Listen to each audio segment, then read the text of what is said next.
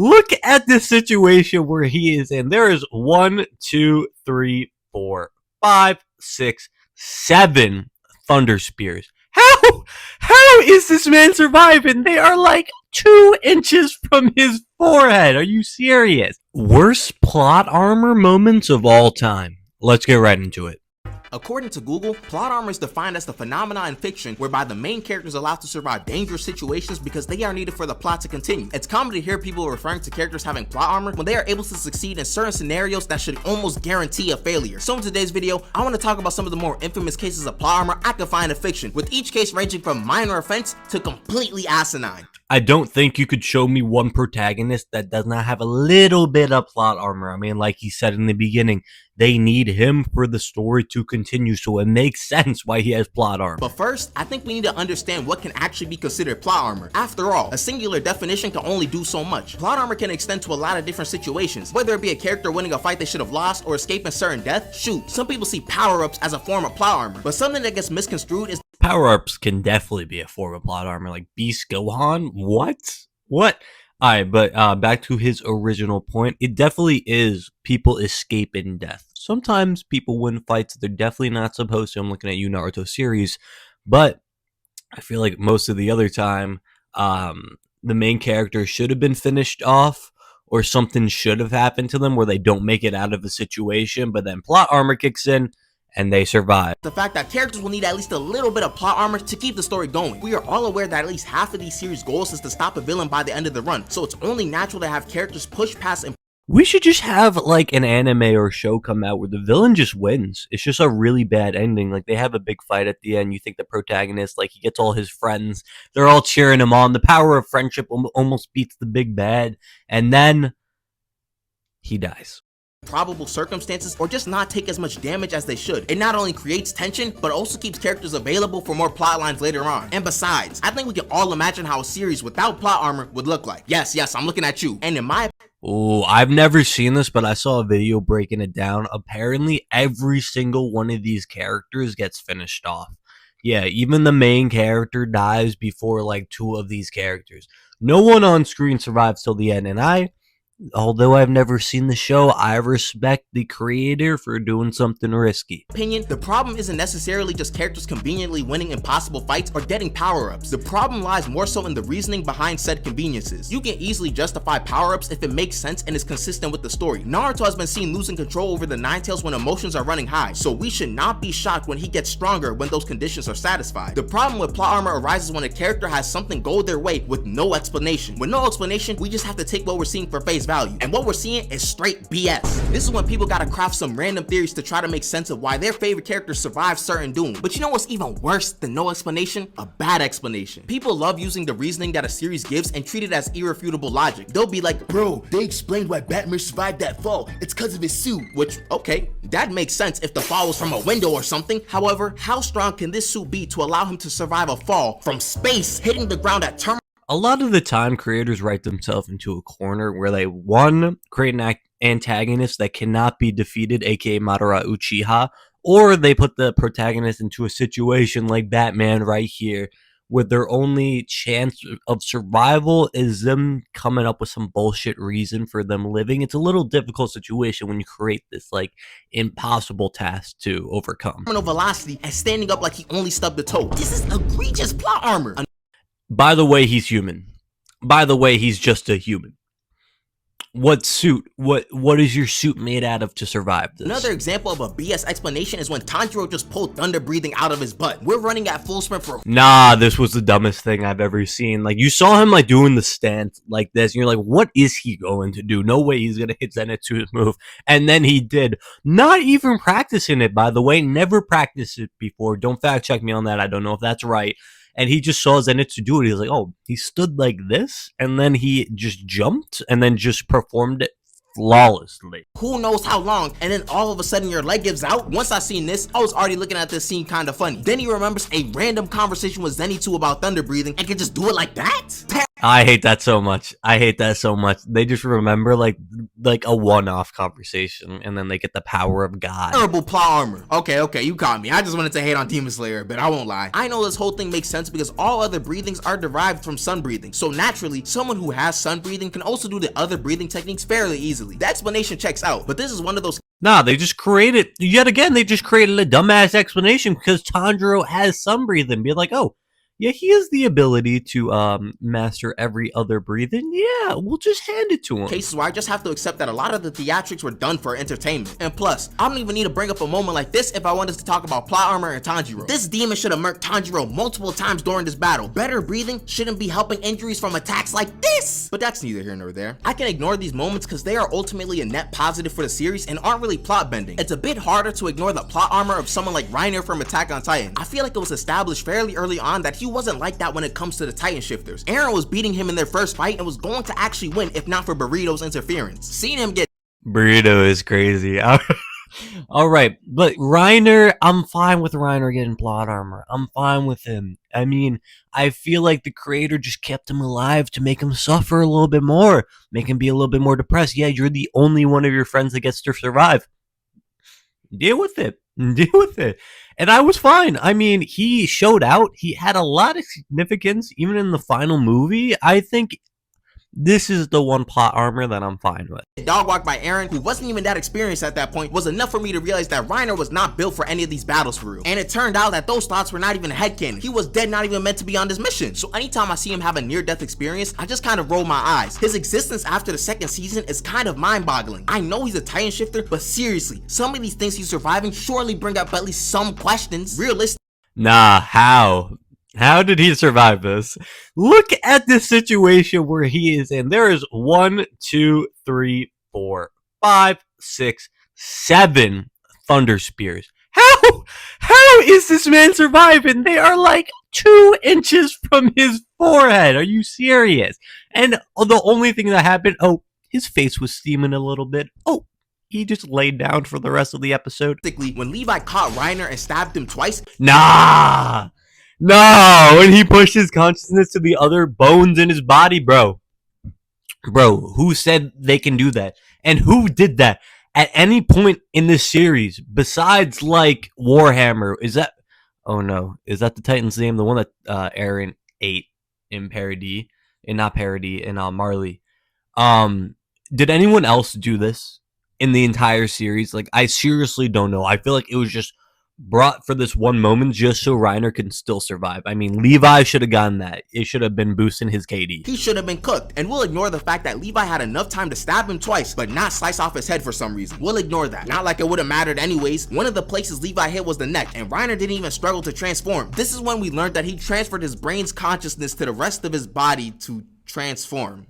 Okay. And he does it again when he's able to regenerate after his head gets blown off. I mean, like, sure, it's explained, and it's not really a bad explanation either, and Loki just feels like we really need Reiner to survive, so let's let him have this one thing so he doesn't get absolutely cooked in these battles. But fine, whatever, I can get over myself. But this type of stuff happens so often throughout the series for him. People even meme him by calling him the plot armor Titan. It feels like Reiner's whole existence has been him being unable to die. Oh yeah, that's right. Jaden, that's kind of like one of the main points of his character. Still plot armor though. Another wild case of plot armor was Luffy versus Crocodile. I feel like this is one of the more blatant examples of a character having plot armor. Luffy was no match for Crocodile. Crocodile was untouchable in this fight, literally. This fight was honestly just a showcase for all of Crocodile's abilities. This was the first fight Luffy straight up lost, and he got stabbed in the torso because of it. And what did we even expect? He fought Crocodile in a freaking desert. This man Luffy was battered, bloodied, and abandoned in a ditch.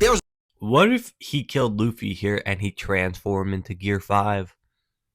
That would be sick. That would be sick. The only thing is, he would kind of like no diff like the rest of like pre-time skip besides Marineford.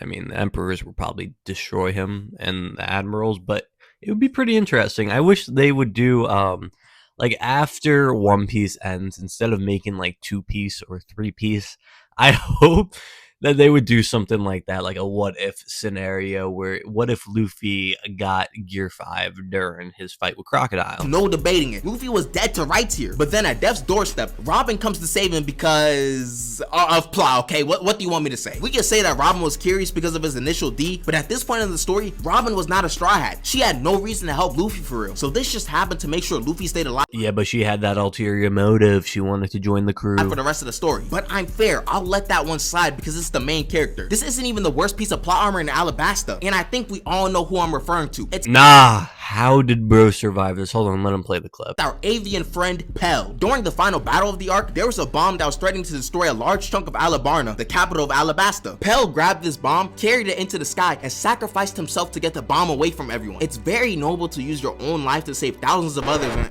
what? Is this a flashback or something? Why is he still alive? Nah, I thought that was like so heartwarming. I'm like, dude, really survived? I mean, no. Bro really sacrificed his entire life to save his entire city. I thought that was really cool. I was like, damn, that was the first time in One Piece. Well, not really the first time, that's a lie.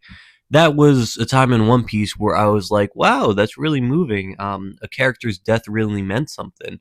And then come to find out, he's completely took that explosion to the face and kind of just shit on the plot for the entire arc. I mean, his entire thing was blowing up the city, and now a man could have just flied it into the air and just exploded.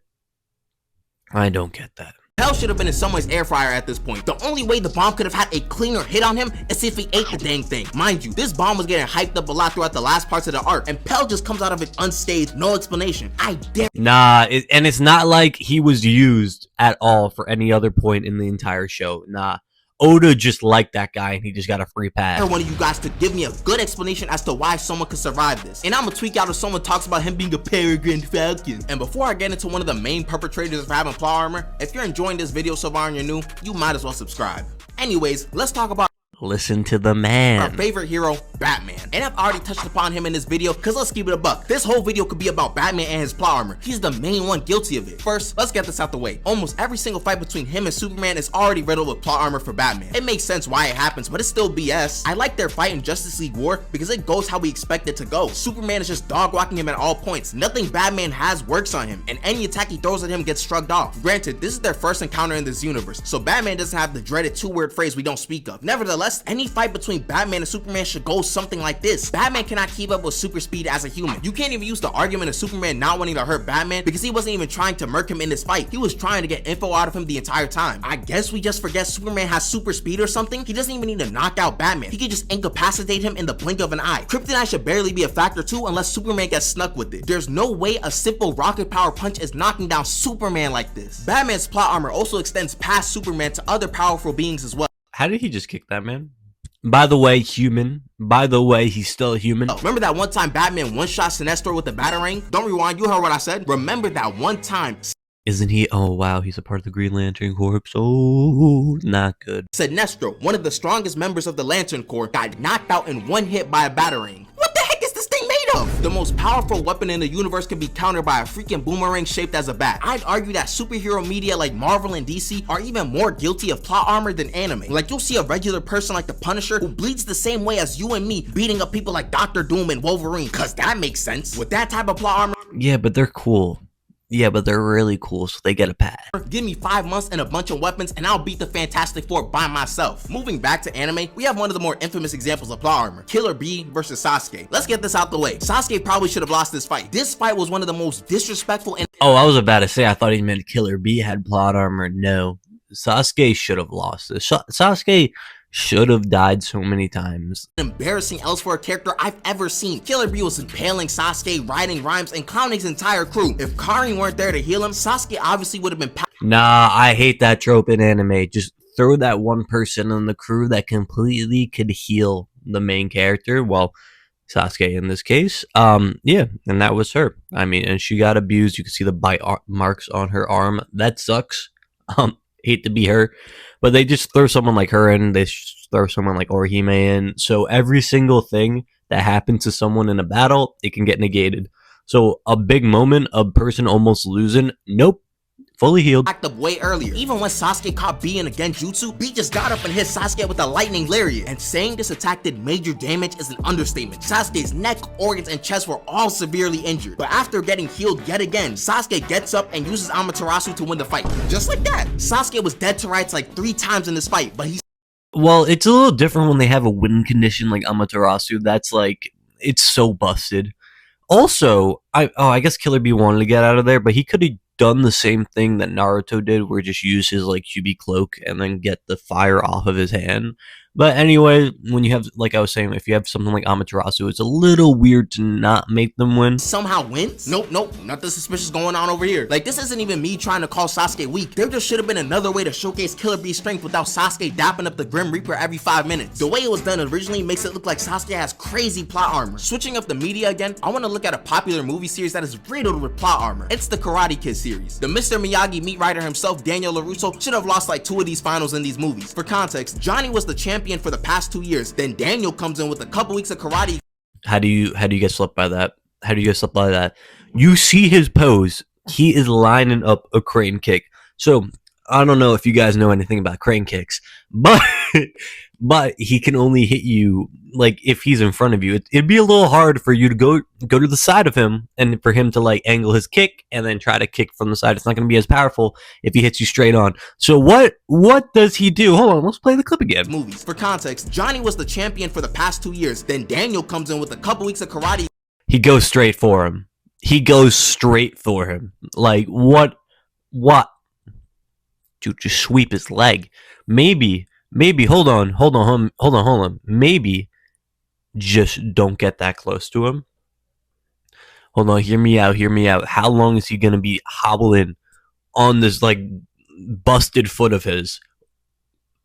He's cooked. Experience and wins with the injured leg. Fine, whatever, who cares? It's plot armor for a happy ending. It's something we can all expect at this point. However, that's not the worst case in the series. In the final movie of the trilogy, Daniel was flat out losing the entire time in the finals. And this was the plan, to make sure Daniel knows pain. However, it only took 1 moment for Daniel to focus and he scores a point on the guy who was thrashing him the entire fight. I know he was scared before, so it was affecting him in the fight. But I refuse to accept that being the only thing that changed.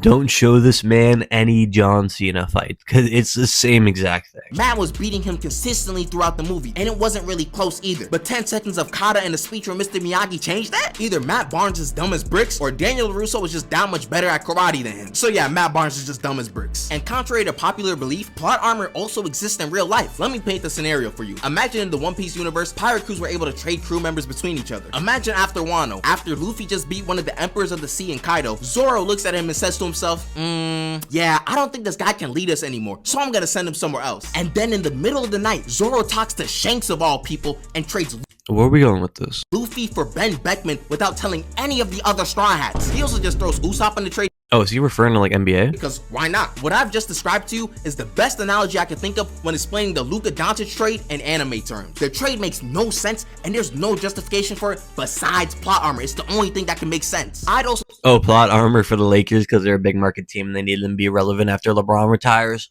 Probably. Say that character revivals can be considered plot armor depending on the circumstances. This rings true even more when there's no good explanation as to why it happened. Guess which series I'm going to use? Just guess. Ding ding ding ding ding. It's The Flash. For context, Iris West just dies because Barry hits her with Speed Force Lightning. I would say it's a long story, but that's just what happens. So she should be out of the story at this point, right? Apparently, she's one of the ones who can just choose not to be dead anymore. That's the only explanation to give you. That's it. Since she's not supposed... I stopped watching this show after season 3, after Savitar.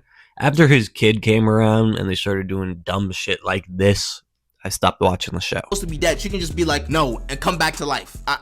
Okay, this last portion of the video is a bit personal to me, and I'm honestly wondering if this even counts as plot armor. I'm not gonna directly spoil the series I'm talking about, but if you find yourself reading into clues too often, skip to this time in the video. Actually, you know what? I'm just gonna spoil the series, so skip to the time. Nobara's revival at the end of the manga was rushed to the point it felt like plot armor was on the hero's side, and I knew this would happen. When we got confirmation the manga was ending in 5 chapters, I said that it's probably gonna get rushed, which basically anyone could see coming. Yet when Nobara came back in the next chapter, I saw people say... So... they just completely threw everything out of the window for Mahito and Yuji's fight. All the pain he felt. Yeah, sure, Nanami still died. Fuck Nanami. I'm just kidding. All right. put your guns down. But the entire moment of him being sad and him mourning for Nabara, just for her to get brought back, I literally said to my friend, I'm like, there's no way for Nabara to be brought back. Like, it would make no sense. We saw her die. Yes, we was like, we can bring her back. It might be able to happen. I thought bro was capping. I fully thought bro was capping. If that was the plan all along, why? Why do that? You just take her out all the. I'd rather you have just kept her alive, maybe gave her like a sick power up and see her showcase her powers against like someone else. But no, you just do some dumb shit like that.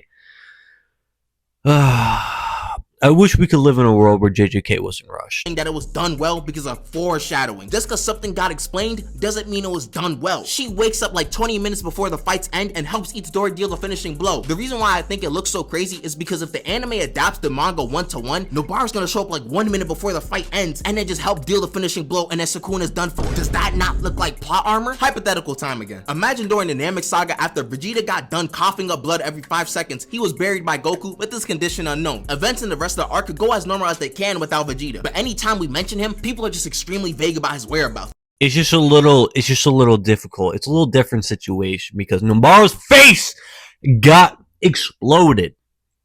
You don't come back from that. Her heart stopped beating at that very moment. Why did she come back? Does she know reverse curse technique? Is there something we're not seeing? Like Shenron is shrugging his shoulders if they try to wish him back. Fast forward to the Cell saga and things happen as close as they possibly can get to the original series without Vegeta being there. That means Cell gets his perfect form, the Cell games still happen, go on, transform, Goku dies, etc, etc. Then during the final beam clash, when Cell looks like he's about to win, boom, Vegeta shows up and sneak attacks Cell, allowing Gohan to win. And the so-called foreshadowing is characters being super cryptic about his whereabouts. Would it technically make sense? Yeah. Would it be done well? No, not at all. You would say that Gohan has plot armor if something like that happened. That's somewhat similar to what happened in JJK. Like, yes, I was happy to see Nobara return, but we gotta be real with ourselves sometimes. It being done like this makes it seem like plot armor. I'm low-key realizing I just took this opportunity to rant about the JJK manga, but I think it's well warranted. Hope you guys enjoyed the video, and special thanks. Nah, it would have been better if she wasn't there. I mean, it would have been more significant for Yuji to defeat Sukuna, not really by himself. It purely wasn't by himself, but for that final moment, for him to do it by himself. All right, WVid, subscribe to this guy, like the video, and do all that fun stuff on my video. And also, fun thing coming, if you made it all the way to the end of this video, 200 subscriber special is going to be coming soon, so make sure you subscribe, and yeah, I'll see you guys in the next video. Peace.